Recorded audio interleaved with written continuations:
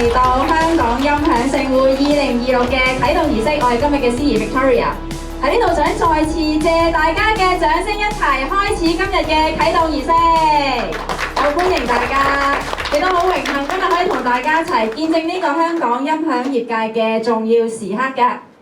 咁而我哋今次呢一個活動嘅主辦機構咧 HiAndy 喺2010年成立以嚟咧，一直都同香港嘅音響界同行，亦都希望咧可以推動本地音響業界嘅交流文化。咁啊，由到最先嘅網上嘅平台啦，到實體嘅活動，以至到咧音響展啦，同埋一個俱樂部。咁一直以嚟咧，我哋都係同香港嘅音響業界啦，同埋所有音響嘅發燒友咧一齊同行，推動呢一份咧對聲音嘅熱情㗎喎。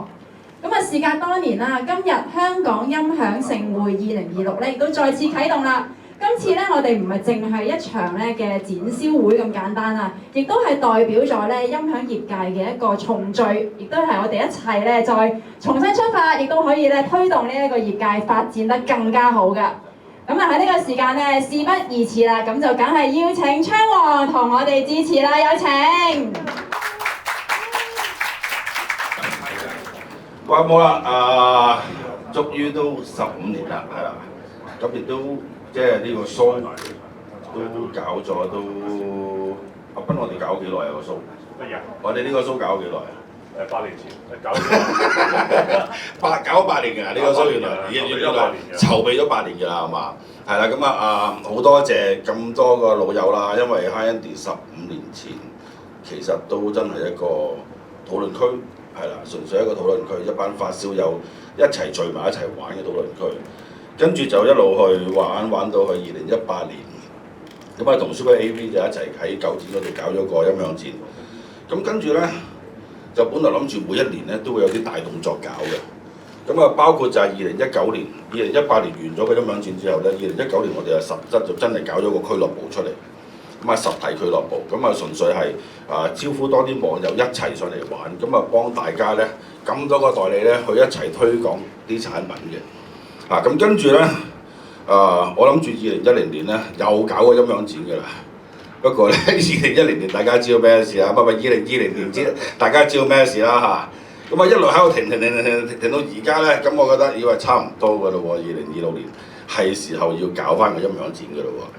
咁所以就好多謝咁多位兄弟啦，咁多個代理啦。我一講話搞展，二話不說攞房俾錢，係啦，講都冇講過任何嘢，係啦。咁呢度衷心多謝大家。咁另外咧，咁當然啦，音響展咁大壇嘢，我自己一個人一定搞唔掂。咁啊好多謝啊朱斌啦，大家知道係嘛？咁啊朱斌啦，百事佬啦，百事佬即係我之前拍嗰條咁有型嘅片，咁都係阿百事佬幫我拍嘅嚇。咁跟住仲有好多阿色啦、阿勤啦、阿丹啦。咁啊另外仲有一個，我覺得一定要特別多謝嘅，呢個係個緣分嚟嘅，就係阿 Jan 係啦。咁阿 Jan 咧。係啦，阿大隻張咧，其實咧 HiAndy 15年前呢一個嘅 logo 咧係阿張設計嘅，咁所以咧我就同佢講，我話今年嘅音響展嘅所有設計，我話冇理由我俾其他人做，係啦，咁所以我就揾咗阿 Jan 幫我做。咁所以咧，大家咧今年見到所有嘅有關大會嘅 poster 啦、CD 啦，係啦，所有都係阿 Jan 幫我搞嘅。嗱，咁所以我覺得我好多謝你嚇，特別多謝依和姐啦，依和姐咩啊？幫我搞咗成個唱片區啦，係啦，特別多謝你。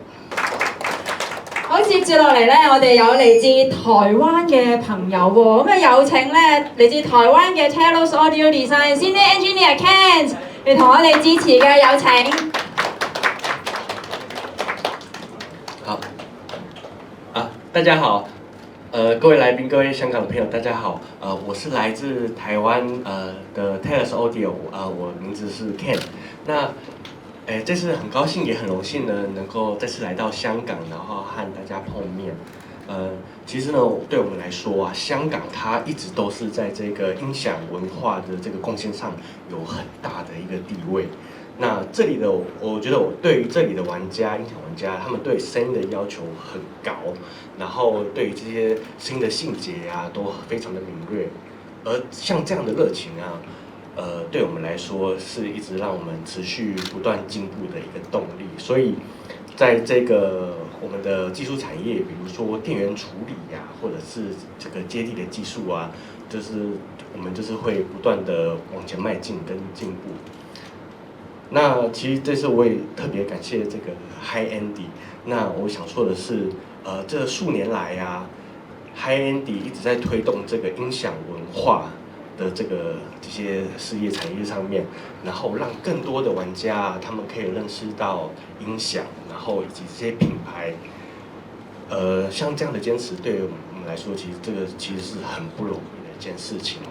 那我覺得這次的展覽，它不只是一個活動，它更像是一個成果的累積。對，那最後的話，我想要感謝就是香港的朋友們，然後以及這次HiAndy，然後感謝所有這次參加音響社會的單位。那預祝這次的展會圓滿的成功，然後希望大家可以在這個展會的期間聽到讓自己感動的聲音。謝謝大家。多謝晒 Ken， 大家準備好未？準備好，我哋一齊倒數啦！3、2、1，恭喜香港音響盛會2026正式啟動，祝願香港音響盛會圓滿成功，亦都祝願香港嘅音響業界繼續蓬勃發展嘅。